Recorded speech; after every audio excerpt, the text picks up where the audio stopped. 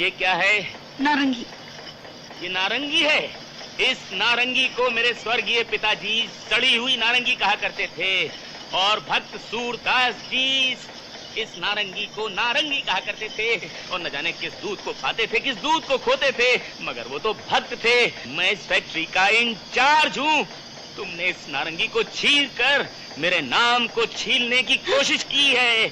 तुमने कंपनी के quality rule को तोड़ा है। तुम मेरे ऑफिस में आओ जी। तुम मेरे ऑफिस में आओ। तुमने क्वालिटी रूल को नहीं, मेरे दिल को तोड़ा है। मेरे ऑफिस में आओ, ऑफिस में आओ। आती हूँ। ये क्या जग्गू, वहाँ तो इतना डांट रहे थे और अब यहाँ ये?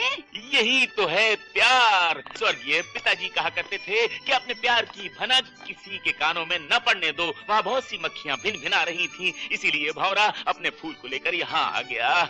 मेरी तारा, शाम को कहाँ चमकोगी, कहाँ मिलोगी मुझसे? अब मिलने मिलाने से क्या फायदा जग्गू? मेरे बापू को तुमने नौकरी से निकाल दिया। बहुत गड़बड़ कर दी। अगर उसे नौकरी से ना निकालता तो क्या मैं खुद नौकरी से निकल जाता? वो ड्यूटी के ऊपर शराब पीता था। तुमने ऐसे बेवड़े को अपना बाप क्यों बनाया? ठीक है, अगले जन्म में नहीं बनाऊंगी। That's fine।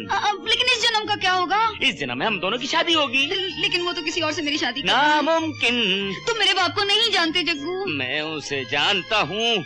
तुम मुझे जानने की कोशिश करो ना जग्गू। हम ड्यूटी पर हैं। अरे वाह, मेरी ड्यूटी। तुम कितनी समझदार हो। शाम को तालाब पे मिलेंगे। तालाब पे शाम को, तालाब पे शाम को। अच्छा। तालाब पे।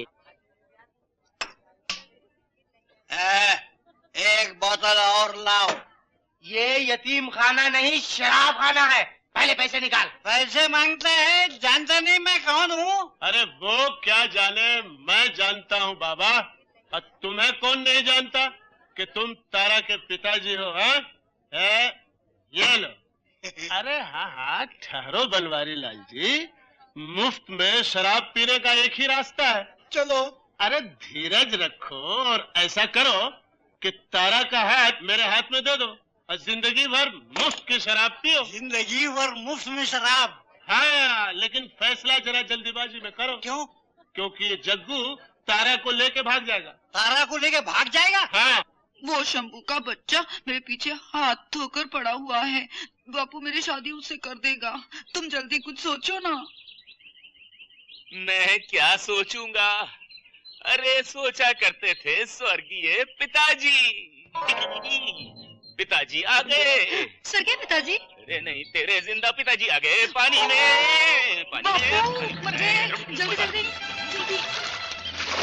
जग्गू और तारा। जग्गू और तारा आज पकड़ा गया।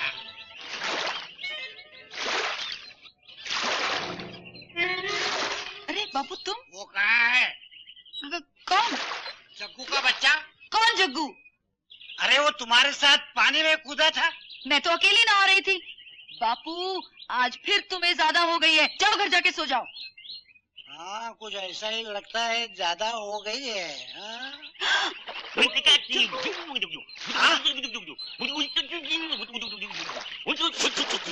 अरे जग्गू तुम बदमाश कहीं के। ये मछली। अरे नमस्ते बनवारी लाल जी। वो कहाँ है? कौन? तारा।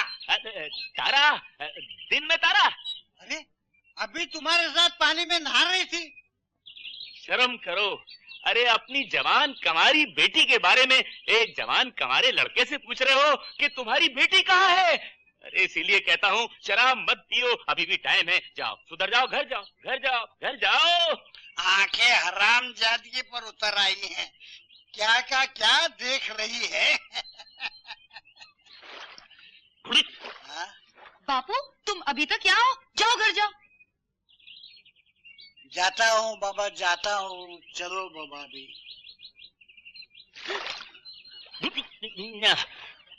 शुक्र है हमें पानी ने बचा लिया और तेरे बापू को दारू ने डुबा दिया, नहीं तो बुड्ढे ने आज पकड़ ही लिया था।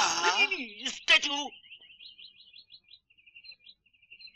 पहले तारा अकेली, फिर जग्गू अकेला, फिर दोनों साथ में। लगता है आज कुछ ज्यादा ही हो गई है। गया गया। तो मैंने कल घोड़े पे मुड़ने वाली बात बताकर तुम्हें और तुम्हारे बाप को जूते मारकर इस घर से निकाल दिया होता।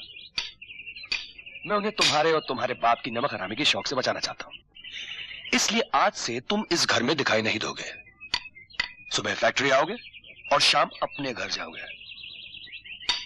Now out. मकरलाल जी, ये 56,000 की एंट्री कैसी है? वो ट्रैक्टर आया था बदलापुर के लिए। फिर ये 56,000 की एंट्री कैसी है? अरे भाई ट्रैक्टर अकेला थोड़ी होता है, उसका ट्रांसपोर्ट है, स्पेयर पार्ट्स है, डबल टायर है। 56,000 के transport, spare parts, double tyre है?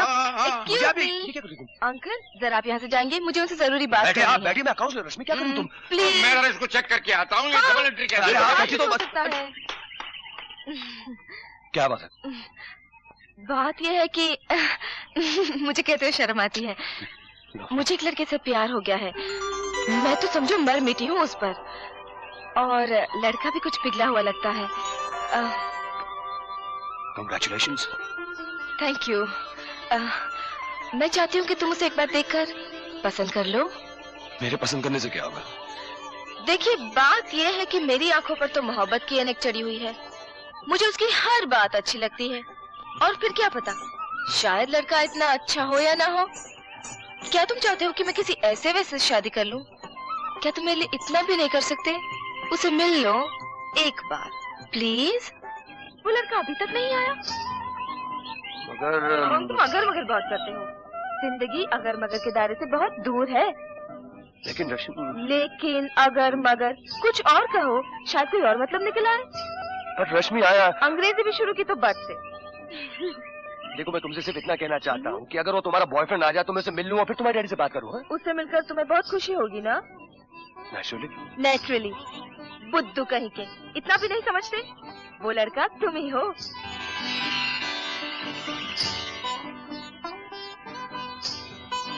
नहीं रश्मि, मेरे पीछे की ऐसी दागदार जिंदगी है जिसका कोई भविष्य नहीं। मैं तुम्हारे बारे में सब कुछ जानती तो हूँ। वो खत जो तुमने डैडी को लिखा था अब तक मेरे पास है, और मैं ये भी जानती थी कि तुम विजय नहीं अमृत हो। फिर भी तुमने मुझे। पहले तो डैडी की वजह से। वो तुमसे इतने खुश थे कि मैं उनसे कुछ कह न सकी, और फिर मुझे भी तुमसे प्यार हो गया। और तुम्हें?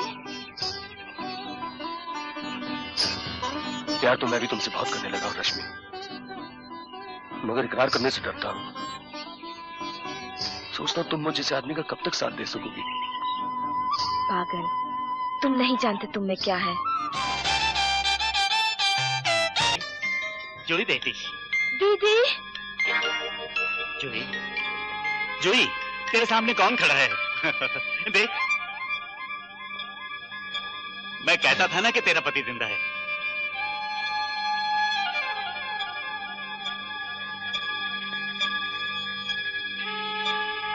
पहचानो इसे, ये विजय है, तेरा पति। नहीं, ये मेरा पति नहीं है। ये मेरा पति नहीं है।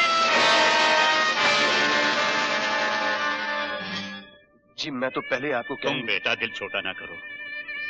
उसने तो मुझे भी नहीं पहचाना। अपने बच्चे तक को नहीं पहचाना। दरअसल उसकी याददाश्त जाती रही है। जी हाँ, बेटी मिली भी तो किस हाल में। अपने डॉक्टर के सिवा न वो किसी को पहचानती है, न किसी का कहा मानती है। वही भला आदमी उसे बहला फुसला के यहाँ तक ले आया। डॉक्टर साहब आप मुझे कहाँ ले आए हैं? यहाँ हर कोई मुझसे कोई ना कोई रिश्ता जोड़ना चाहता है। कोई कहता है मेरा बाप है, कोई कहता है मेरी बहन, और वो कहते हैं ये मेरा पति है।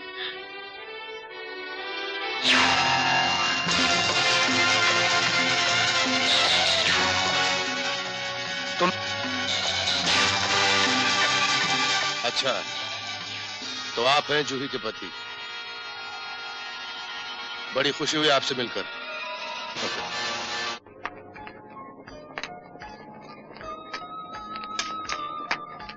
आप लोग सब ये जानने के लिए बेताब होंगे कि मैं उस एक्सीडेंट की जगह पर क्यों और कैसे पहुंचा, और जूही इस मौजूदा हालत में मुझे कैसे मिली? मैं अपनी कार में सफर कर रहा था। यूं समझ लीजिए कि एक्सीडेंट तकरीबन मेरी आंखों के सामने हुआ। मैंने देखा कि एक लड़की वहां अकेली भटक रही थी। मैंने अपनी गाड़ी रोकी। ए लड़की, ए लड़की, मरना चाहती क्या? हाँ?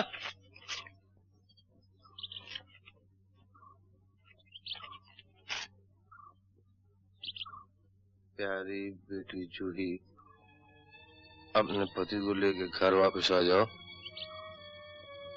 करोड़ों रुपए की दौलत बेटी के प्यार की जगह नहीं ले सकती, करोड़ों की। तेरे डैडी का नाम क्या है?